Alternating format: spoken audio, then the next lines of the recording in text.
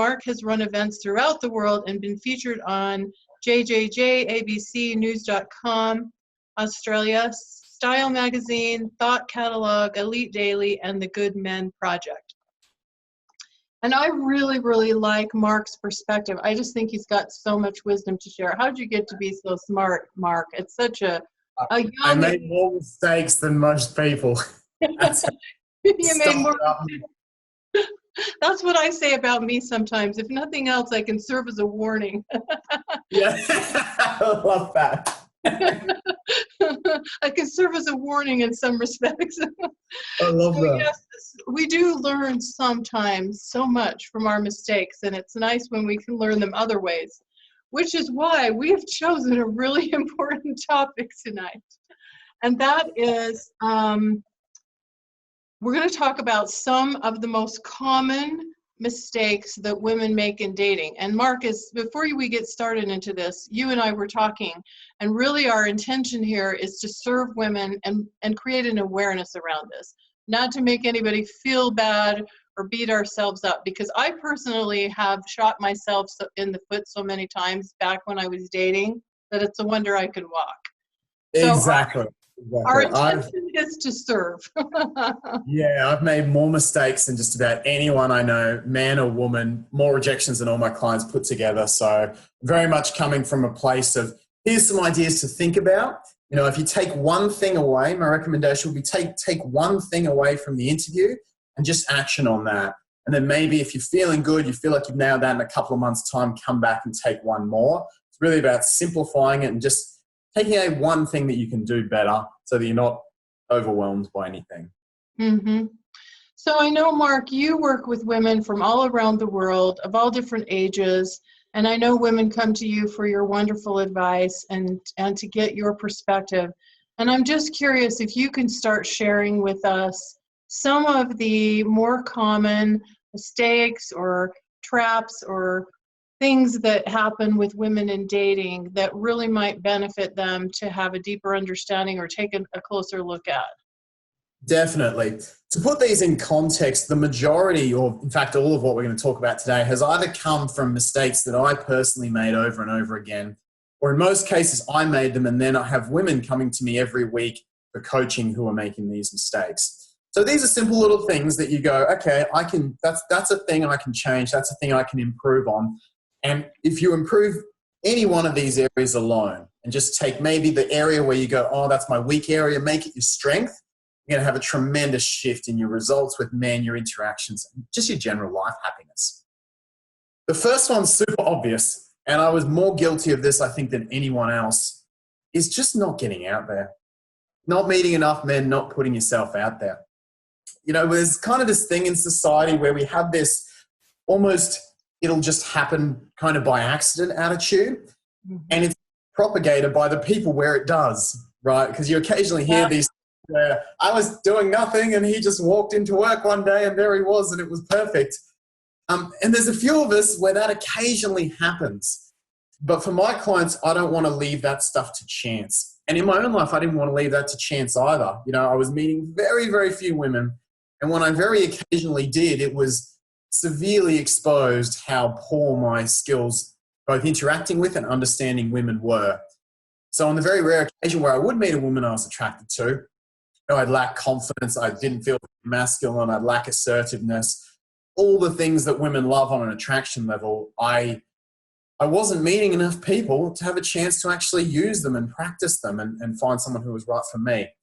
So I really encourage those clients who come to me. One of the first things I ask is, you know, if you're in a great place in your life and if you're feeling confident, are you meeting people to apply that confidence? You know, are you getting out there? And even if you're not feeling that confident, you know, can we get you out there? Just get the hands dirty a little bit, you know, just start practicing. Me and Michelle were talking even about videos before this call, just about confidence on video and how sometimes you just have to get your hands dirty and get into it. And that was very much my experience, not just with dating, but even with something completely different, even with YouTube, is you've just got to get comfortable not being that comfortable or that good at things for a while. And I really want my clients to be not just interacting with men regularly, but either having good interactions So that is they meet a guy at the coffee store, and instead of just doing the usual, oh, thanks for the coffee, they get into it. Like, how's your day? What are you up to after work? They just dive a little deeper throughout their interactions. And online, they're talking to guys regularly on the phone. So they're not stuck to texting. They're getting real conversations on a regular basis. If you're not doing that and your goal is to meet Mr. Right or to have better connections with men, that's the simple, very first thing that you can start doing. Forget everything else and just focus on how many real interactions can I be getting on a regular basis? Mm-hmm. Well, I think this one is so important, and it can be easy, I think, for all of us to just kind of get stuck in our routines. We go the same places, we see the same people, and then we start getting like tunnel vision and going, there's no one out there. There's no one, but it's because we're just, yeah, exactly.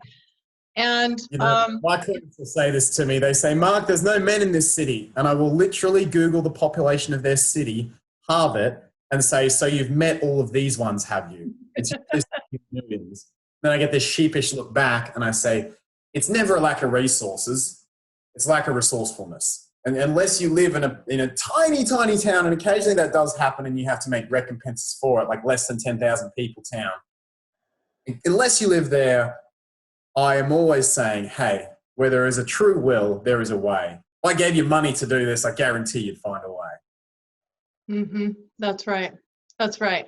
Yeah, so creating more opportunity to see and be seen. And I think one of the keys to this too is just getting used to interacting with people, men.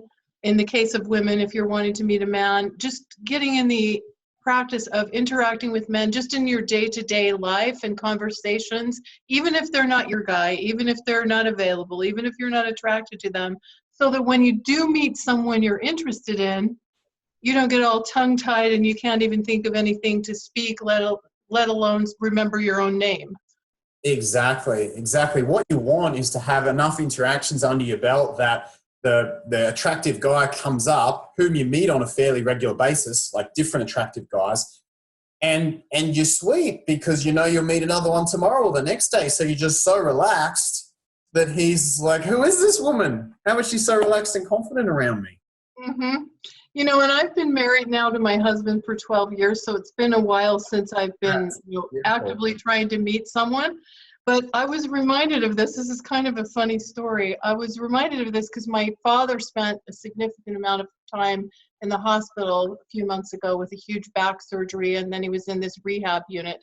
And in this rehab unit, there was like this really hunky, good-looking guy that was helping my dad with his rehab.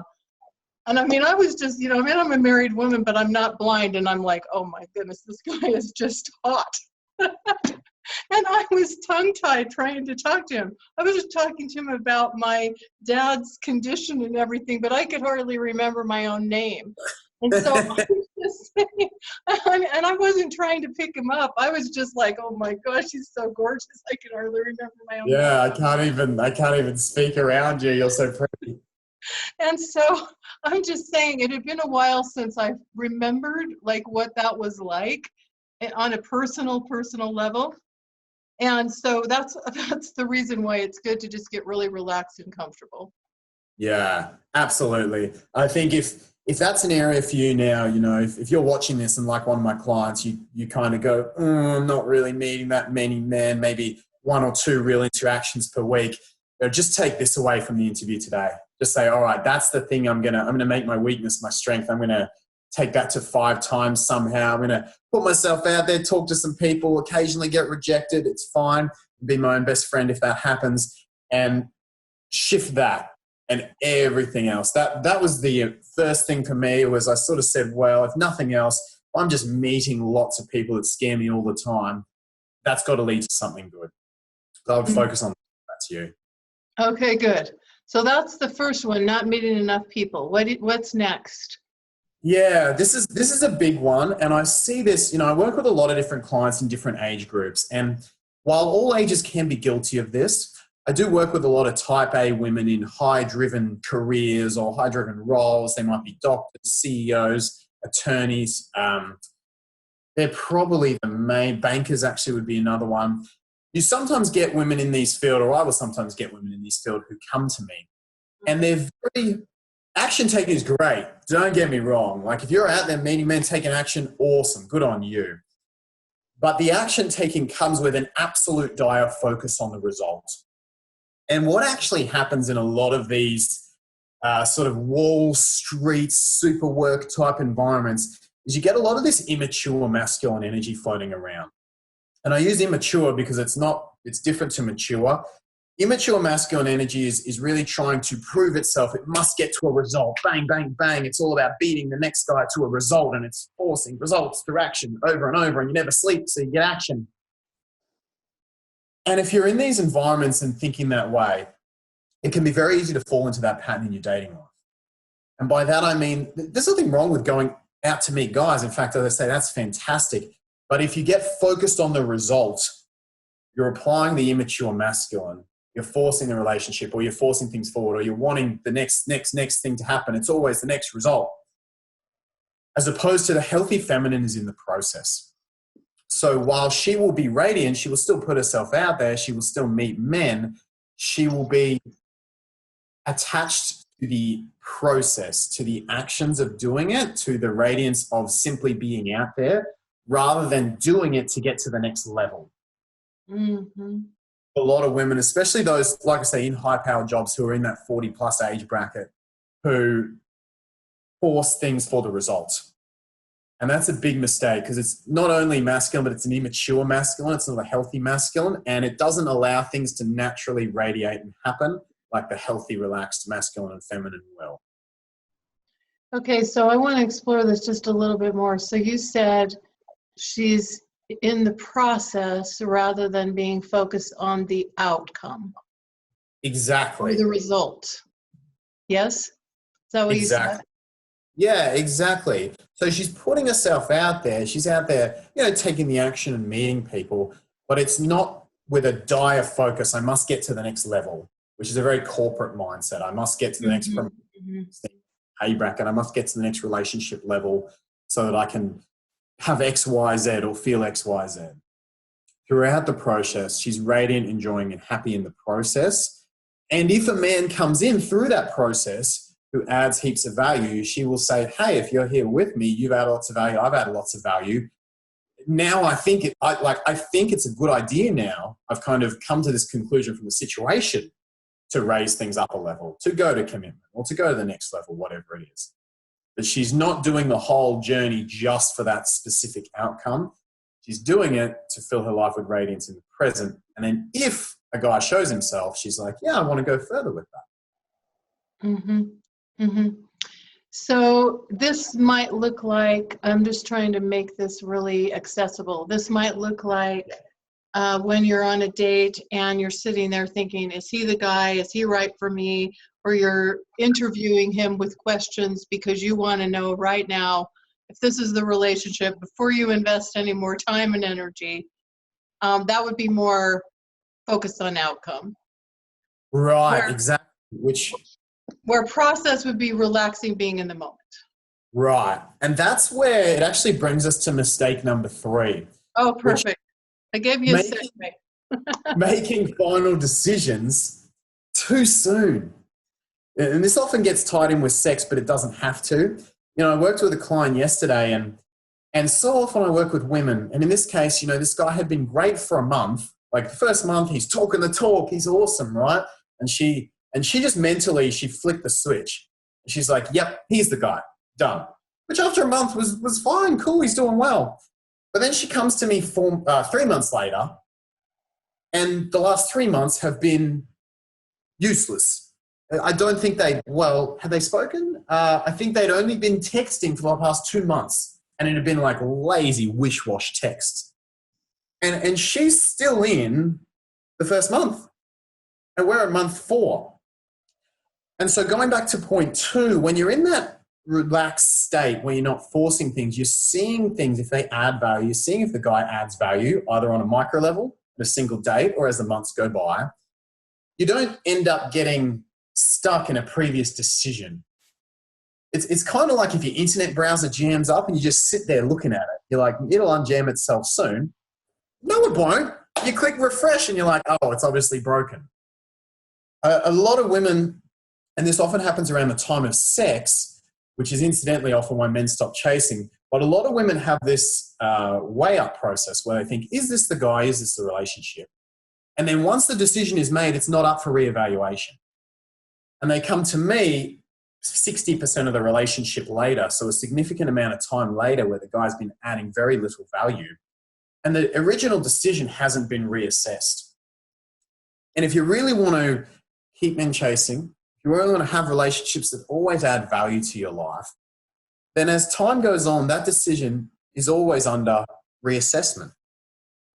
This isn't to say you're going to drop someone straight. That's not it at all. And the more time someone invests in you, obviously, the more leeway they get. But I use the guideline of about 10 to 20%. And what that basically means is how much value has the guy added in the last 10 to 20% of the time you have known him. In other words, if you've been dating for 100 days, how's he gone in the last 10 to 20 days? You know, how much value has he added in that time? And would you date him based exclusively on the last 10 to 20 days?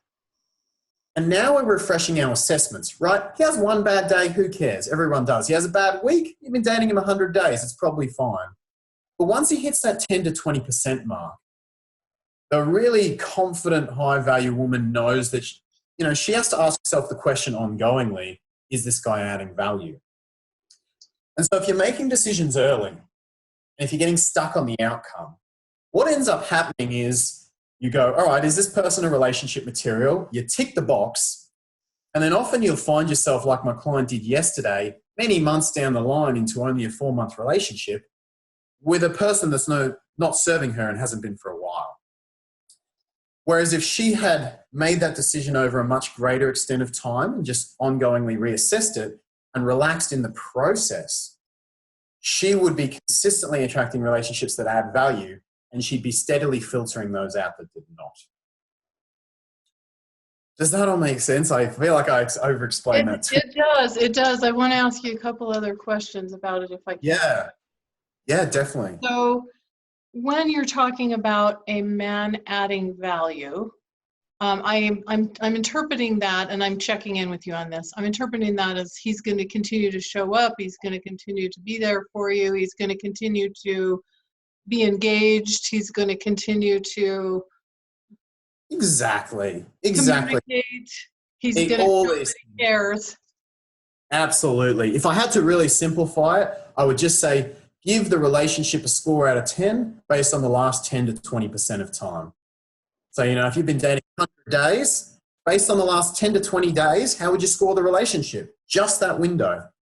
And if she says 8, 9, 10, great, he's adding value. He's present, he's showing up, he's being there for you.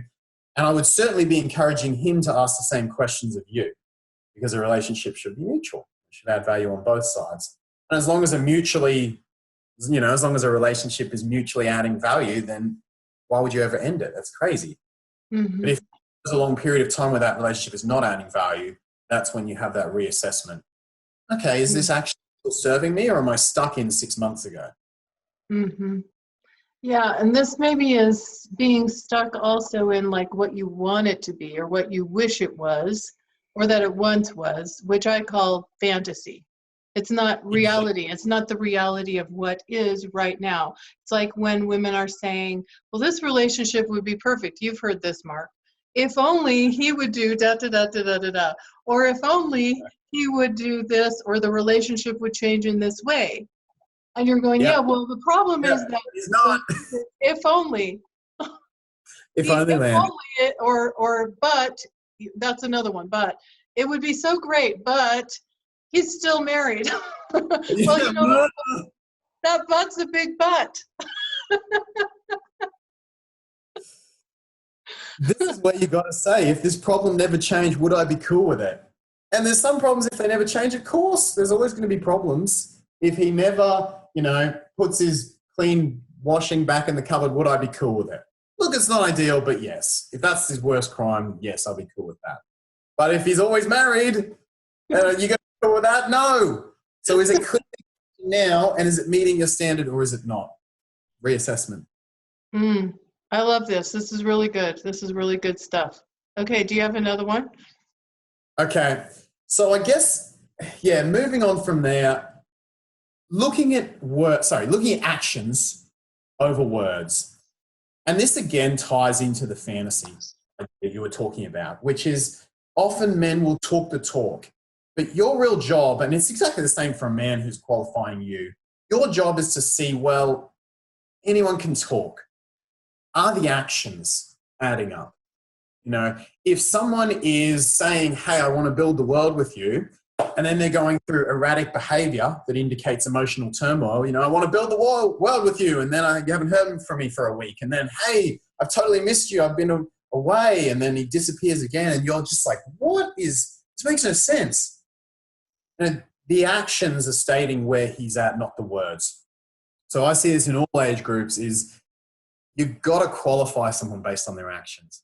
It's very simple, but it's amazing how often we get stuck in their words and we make decisions based on the promise of words. Always look for someone's ability to maintain a relationship is going to be based on their actions, not their words.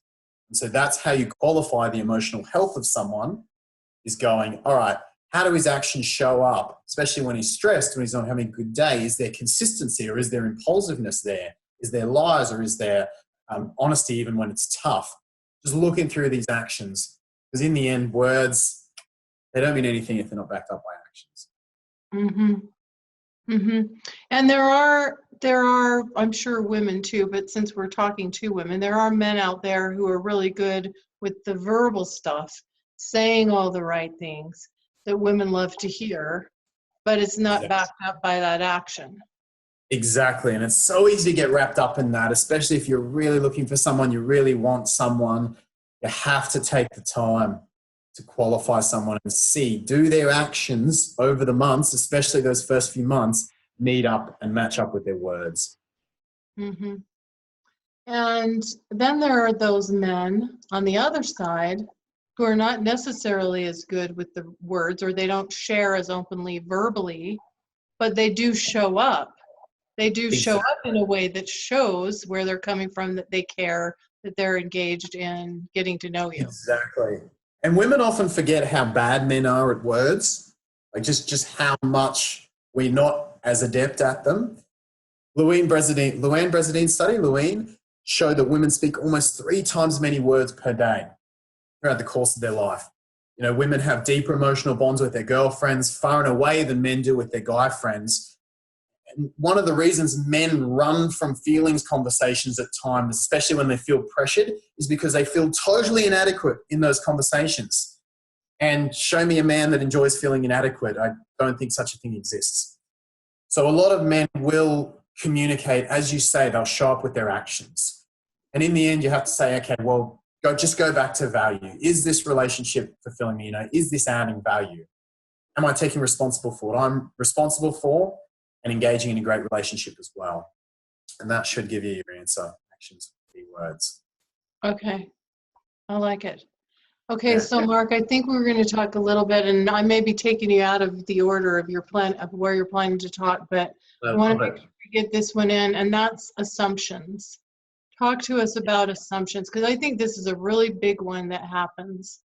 Yeah. And I think particularly in the sort of 20s and 30s, I see this a lot, is because it's not as evolutionary speaking, it's not as natural for women to date more than one man. They assume that men will be in the same space. And it's very, very important to remember, especially in the modern dating climate, that you can never assume exclusivity. Just don't assume it. Until he's actually said it with his words and you've clarified it, you guys have had a conversation, don't assume it.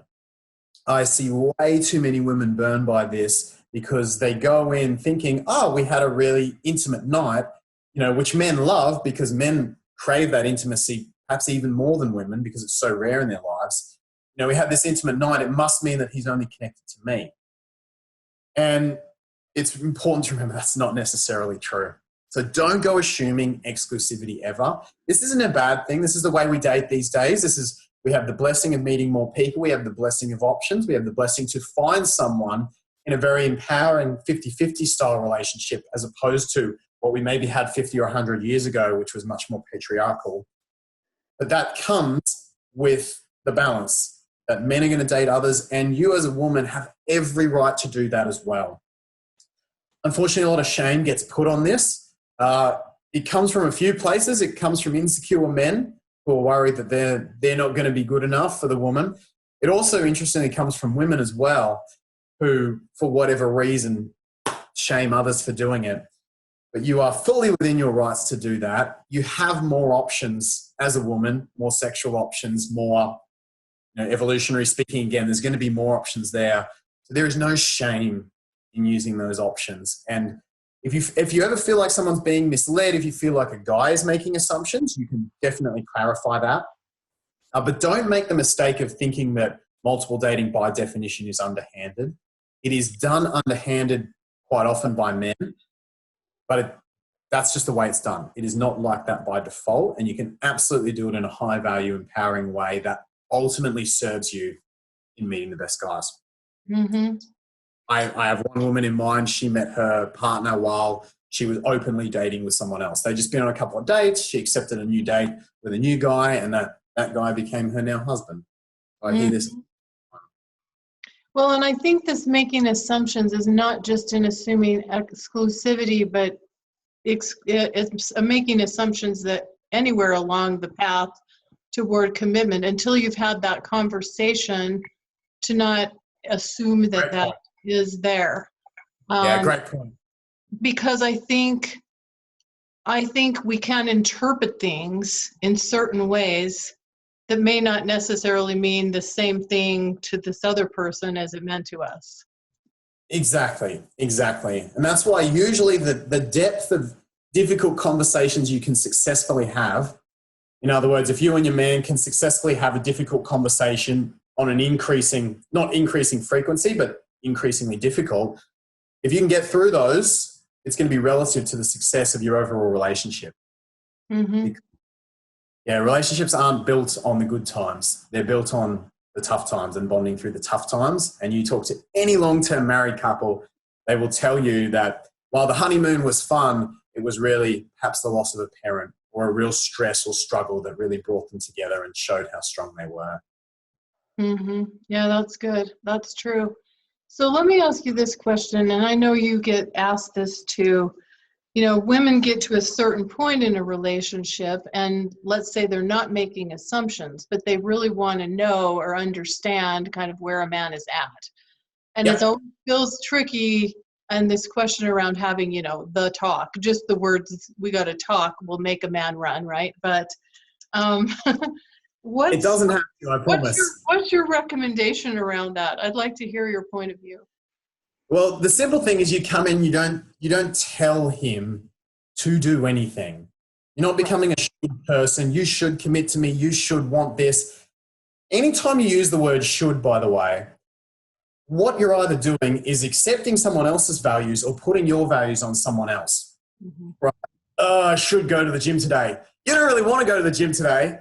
You just feel like there's some other values that come in, right? You should commit to me. Okay, well, if he doesn't want to commit to you, it's not on you to put those values on him. Right. So the way you always come at these conversations is from your own perspective and say, hey, here's where I want to be. I want to be on the same page as you is a very good line to use. Just, I want us to be on the same page. Where are you at with things? Often what's happening with women who come into this conversation is they've had interest from other areas. Don't be ashamed to own that. Let's say we're doing this. I want to be on the same page as you, Michelle. I've had a couple of other women show interest. One old person's come back in. Haven't said yes to them at this stage, but I want to know where you're at so we can get on the same page. I'm really enjoying this. I love this, and I'd love to, take it further with you. I want to see if that's something you'd be excited for as well. If not, I don't want to feel guilty about dating others.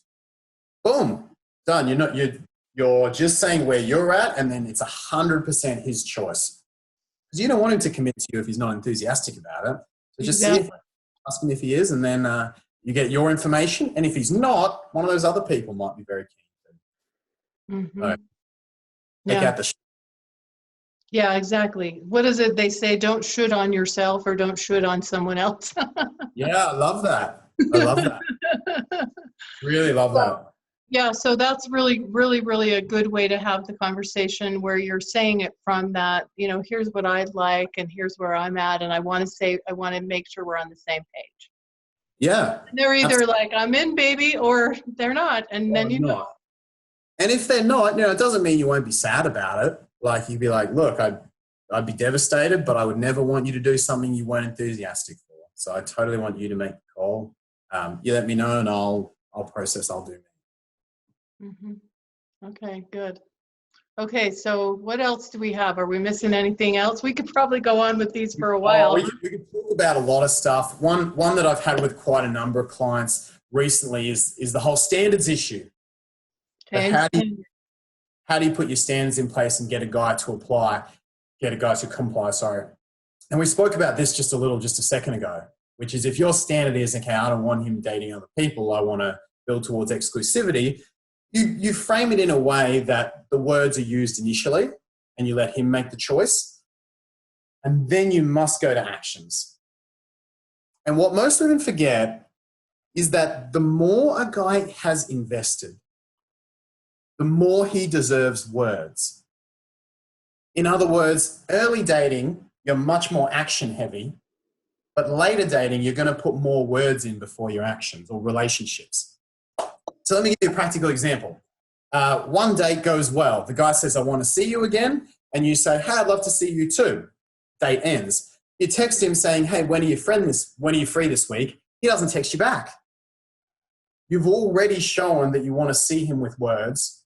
So you go to actions right then and there. You probably just wouldn't text him again if he doesn't follow up with you from there. If you're married to someone and they put years of investment into you, you're going to go to counselors, you're going to go to psychologists, you're going to sit down and have multiple discussions with them before you put actions into place. Right? They get a lot more chances with words. Right. A lot of women early on rely on words when really a man has to earn words. You do it once, after a couple of months, maybe he's earned a second set of words. But I see a lot of women and clients who come to me who get very focused on words. I have to tell him, I have to communicate this, text him this, say this. And they're giving way too many words to people who haven't earned it. So words are the most specifically for people who have earned it, who have gone along that trail and invested with you. Mm-hmm. Yeah, that's very, very good. That's very good. It's really important. And I think that it's tricky because I do think that women, we do have, I know I process by speaking things.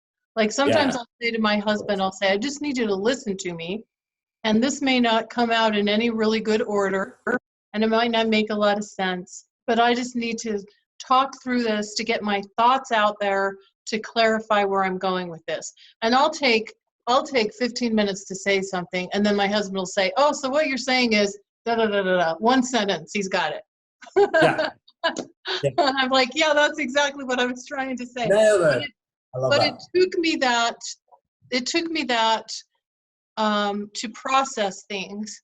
But what I'm hearing you say is when a relationship has gone on for a longer period of time where both people have more invested, then it might be worthwhile to invest the words and explore the communication and go in all those deep, dark crannies. When it's one or two dates, do you really have to have a big, long conversation? Is that kind of where we're going with this?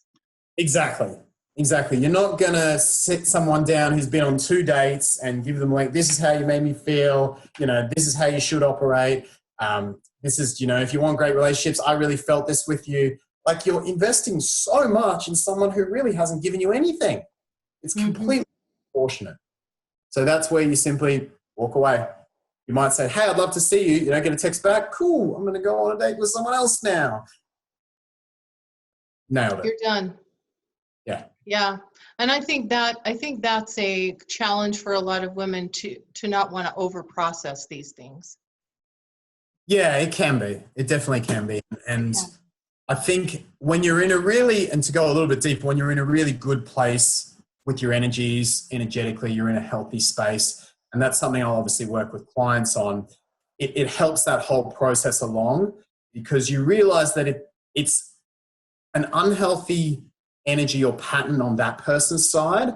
And you realize that someone who goes on a great date, says, I want to see you again, and then just stops texting, they've clearly got shit happening. They've got erratic behavior. They've got emotional turmoil. And so the healthy energy in you goes, it's nothing to do with me. Like, it's from their pattern of behavior, I can see it's their thing. And so you just it's like water off a duck's back. But if you're not feeling as confident, it's easy to go, oh, it's something I did wrong. It's something that's wrong with me energetically. It's a mistake that I made. And then you want to do all this processing when in fact there's nothing to process. It's just the fact that they are in a shitty space. Mm-hmm. Mm-hmm. So if a woman goes out with a man, let's just say 2 or 3 times, it goes really well, and then he just disappears. He ghosts. He was texting, he was asking her out, then he just ghosts. Does a woman just energetically walk away from that, or does she send a text and say, hey, you okay? Love to see you. Or what does she do? Well, yeah, you definitely make yourself clear. And if it's been a few good dates, 2 to 3, you'd probably give him, you'd assume the best. First you'd say, hey, I'd love to see you. No response. Couple of days, you say, hey, what are you up to? Like, I hope everything's all good with you. Still no response. You might go, hey, like, don't know what's going on with you. Let me know if you want to chat again. I had a lot of fun with you. If you're not vibing it, all good. Hope everything's okay. And then you'd leave it there. Mm-hmm. He gets a little bit more. He gets the benefit of the doubt. Things have gone well. Maybe something major happened. And then you kind of just have to energetically let that go. Because if he's fine physically, if everything is like okay in his life, you know that energetically something is blocking him. And it's not your job to be the police and go in and find out what that is. Because right. just waste a whole bunch of time doing that when you could be investing your energy into someone else.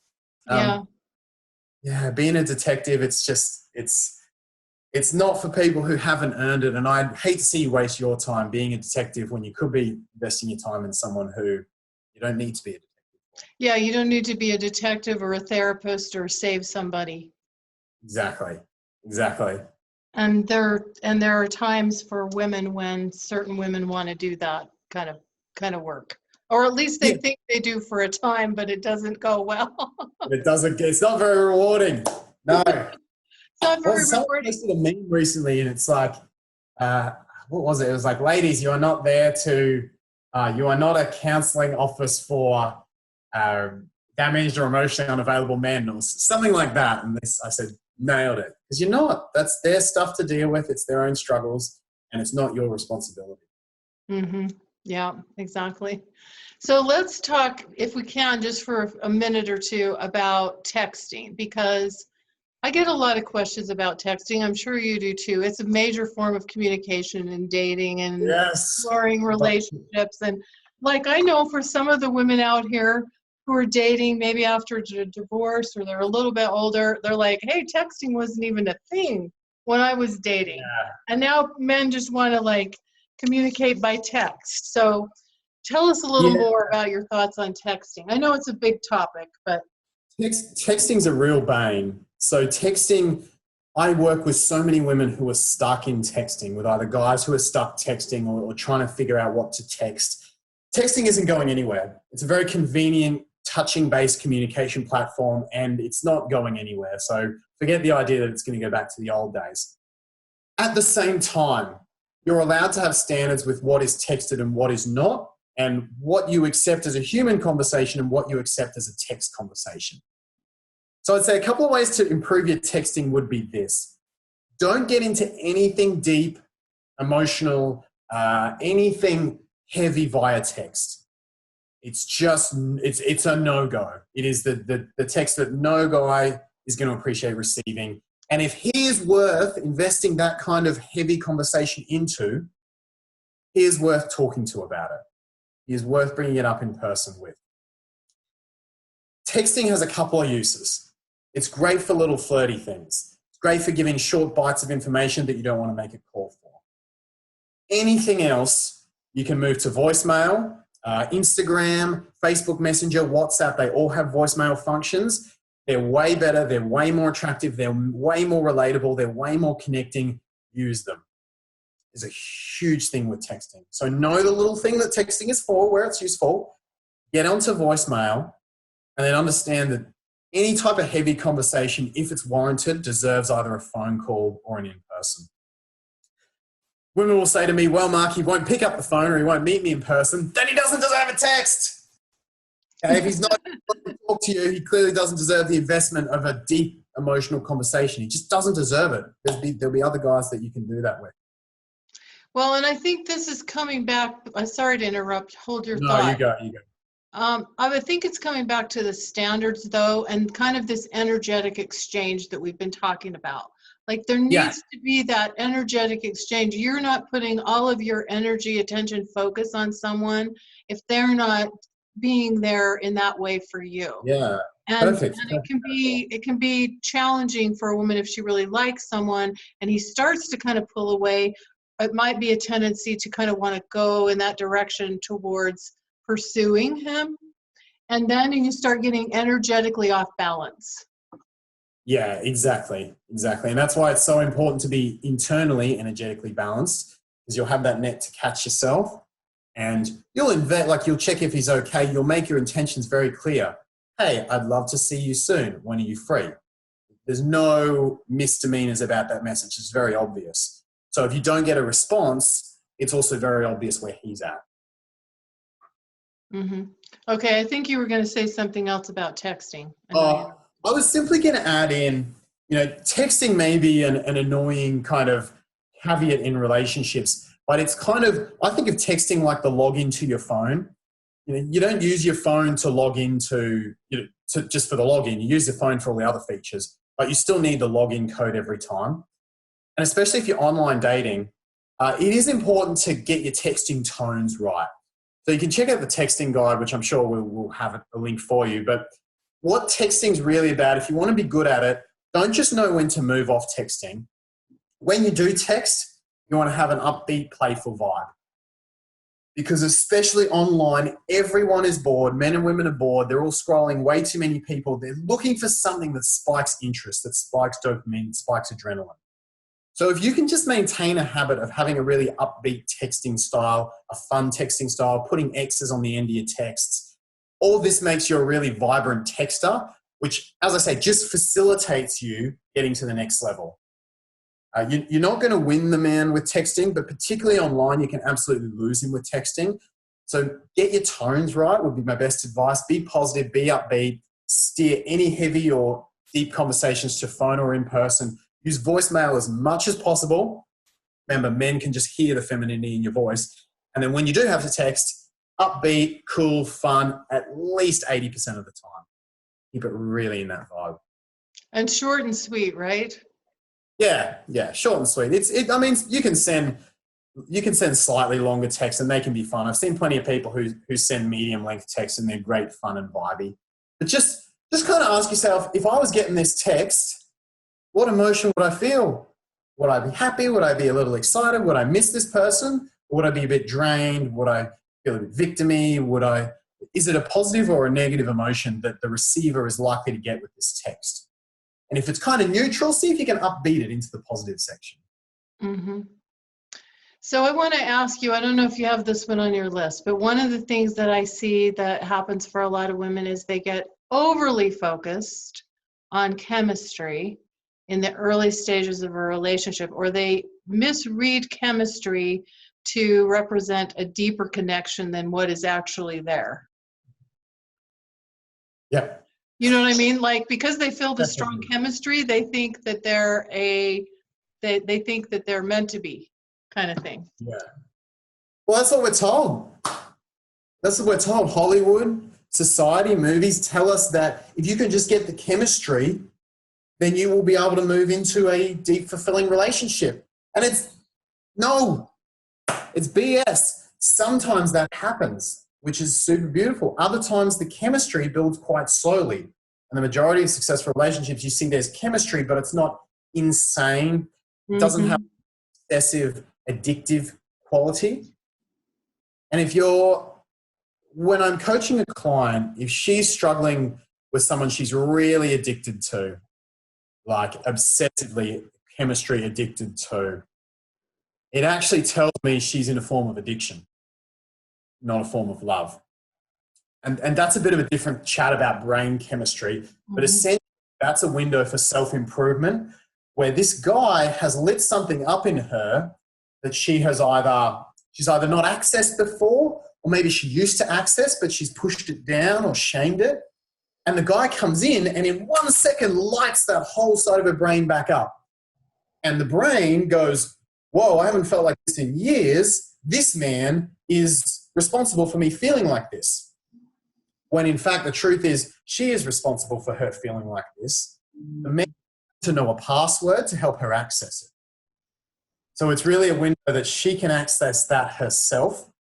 And once she can do that herself, she will truly know if she's in love with the man, because she won't need him to feel that way. She will have that empowerment within herself, and then she will be able to go to him if she still wishes to, not from a place of dependency, i.e. codependency, but from a place of empowerment, from a place of fulfillment. So it's important to recognize, if you have chemistry, that addictive, obsessive element of it. Don't confuse the dopamine highs with the true love underneath. Mm-hmm. All right. So what else do you want to add? Do you have any other pieces on your list you want to add? I think we could talk about a lot of these topics today, it's me and you. I think we've covered some really important ones there and given the viewers lots and lots to think about. As we said, we don't want to overwhelm you. We don't want to give too much. So I would say if there's one thing that I've said or Michelle said today, just think of how you can action on that one thing. Do you maybe say, all right, I'm going to put myself out there. I'm going to aim to have real interactions with 5 men this week. Or do you say, okay, I'm just going to go on the next 3 dates and I'm going to not think about anything in the future. I'm just going to purely assess if I'm getting enjoyment, value in the moment. Just let the process take care of itself. You might say the next few people I date, I'm going to make a longer period before I make any sort of hard decisions on them. I'm going to up my texting. I'm going to be more playful over text. Just think of one clear action step you can take away from today, from different content we've discussed. And I think from that, you're going to be able to get the most empowerment from this interview. That's great. Well, thank you so much, Mark. It's always so much fun to talk to you. I always feel like I could speak with you for hours, and I just love picking your brain, and I love your energy, and I love your perspective. I just think you have a really healthy, empowering perspective, and I really appreciate what you've shared. My pleasure. Thank you so much for having me. It's always a pleasure to be on here. Yeah, and ladies, Mark and I are both wishing you all the best in life and love. Bye-bye for now. Thanks so much for having me, Michelle. Bye, guys.